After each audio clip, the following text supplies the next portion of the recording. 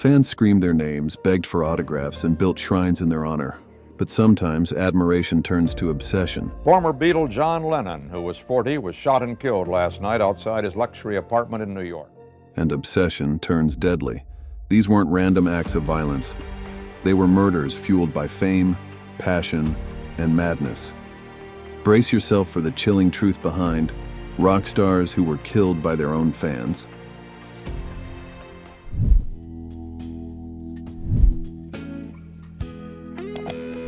And there was actually so many takes of me, singing the first couple words and being like, nope, all right, we got to start over. So it's kind of like an ordeal. Like, I have to dedicate a day to it because I just want it to be perfect, Christina Grimmie's rise to fame felt like a dream come true. And for millions of fans, she was the kind of artist who made dreams feel possible. The New Jersey native first captured hearts on YouTube, where her soulful covers and effortless charm turned her into an online sensation. That the lights are made for saying things that you can't say. That success led her to The Voice in 2014, where her powerhouse vocals earned her third place and a recording career that was just beginning to take off. But on June 10, 2016, that dream turned into tragedy. After performing in Orlando, Florida, Christina stayed late to greet fans, something she loved doing. Among the crowd was Kevin James Loibl, a 27-year-old who had become dangerously obsessed with her. He had altered his appearance, lost weight, and convinced himself that she would fall in love with him. When Christina opened her arms for a friendly hug, Loibl pulled out a handgun and fired. Her brother Mark tackled the shooter, but Loibl turned the gun on himself before police arrived. Christina Grimmie was pronounced dead at 22. A young artist who lived to connect with people was killed by one who mistook obsession for love. A tragedy that still haunts music fans today.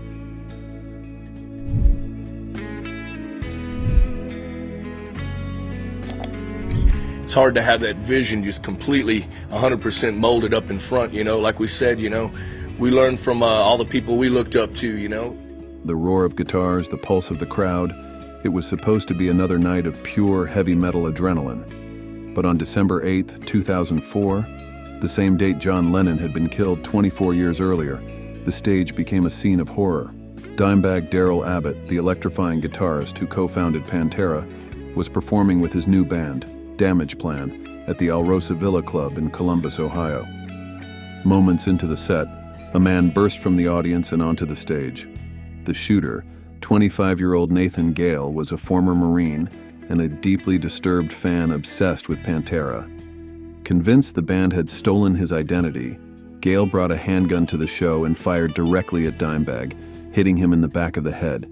He kept shooting, killing 3 others and wounding several more before police officer James Niggemeyer entered the venue and fatally shot Gale, ending the rampage. For fans, it was unthinkable.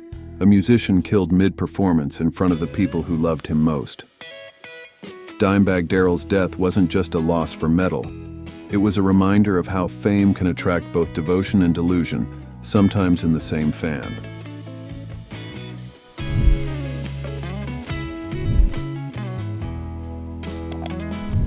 If we wanted to do it, then it'd be worth it. If we got in the studio together and thought we turn each other on again. It was a cold December night in New York City, one that should have ended in quiet routine for John Lennon and Yoko Ono. Instead, it became one of the most shocking moments in music history. On December 8, 1980, Lennon returned to his home at the Dakota after a long day at the studio. Waiting outside was a man who, just hours earlier, had asked him for an autograph.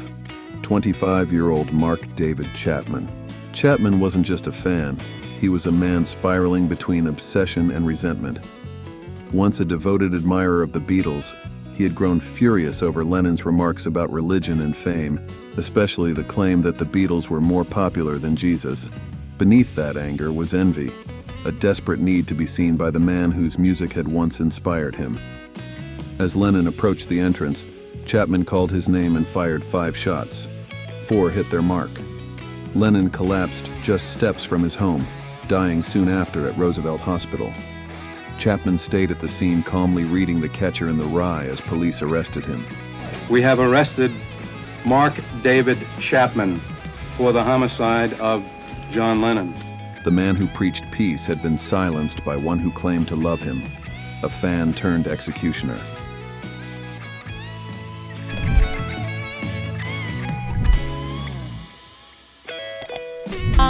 When they first told us that we were nominated, we all freaked out. We couldn't believe it. And the first thing, I promise, the first thing that came to mind was like, I have to take a camera so I can take a picture with all these stars. Selena Quintanilla Perez was more than a singer. She was a cultural force, a bridge between worlds. Known as the Queen of Tejano, she rose from humble beginnings in Texas to become one of the most beloved Latin artists in the world. With her dazzling stage presence, heartfelt voice, and charisma that lit up every room, Selena was on the brink of a massive crossover into mainstream pop when her life was cut tragically short. On March 31, 1995, Selena met with her fan club president and trusted employee, Yolanda Saldivar, at a Days Inn in Corpus Christi. Saldivar had managed Selena's boutiques and finances, but the star had recently uncovered evidence that her so-called friend had embezzled tens of thousands of dollars. When Selena confronted her, the woman she had once considered family pulled out a gun and shot her in the back as she tried to flee. Selena collapsed in the hotel lobby and was rushed to the hospital, where she died shortly after from blood loss. She was only 23. Saldivar was sentenced to life in prison, up for parole in 2025. Selena's voice was silenced, but her legacy, bold, bright, and eternal, still sings.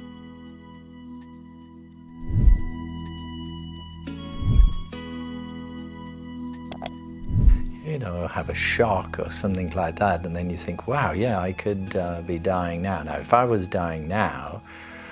Fame has a strange gravity. It pulls in both adoration and danger. Few knew that better than George Harrison, the quiet Beatle whose music preached peace and spirituality. But on December 30th, 1999, that peace was shattered. In the early morning hours, an intruder broke into Harrison's mansion in Henley-on-Thames, outside London.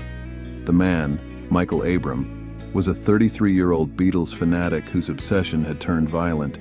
Armed with a knife, he attacked Harrison in his own home, stabbing him multiple times in the chest and puncturing a lung. Stick from St. Michael in one hand, he slays the dragon with his spear. Olivia Harrison fought back, striking the attacker with a fireplace poker and a lamp until police arrived. George was left gravely injured, his survival a near miracle. One knife wound had narrowly missed his heart. Abram was later found not guilty by reason of insanity and confined to a psychiatric hospital. The attack drew chilling parallels to John Lennon's murder 2 decades earlier, reminding the world how obsession can twist love into violence.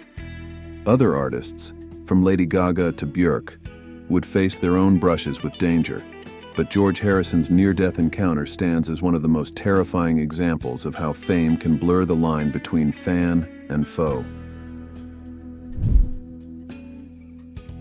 Fame gave them the world, but it also brought them dangerously close to those who would take it all away.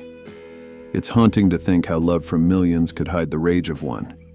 Each of these stars left behind more than music. They left behind a warning. Do you think fame makes people a target, or does obsession create the monster? Share your thoughts below, and let's talk about the thin line between devotion and destruction. If you found this story compelling, hit like, subscribe, and turn on the bell for more stories from the dark side of fame. Thank you for watching.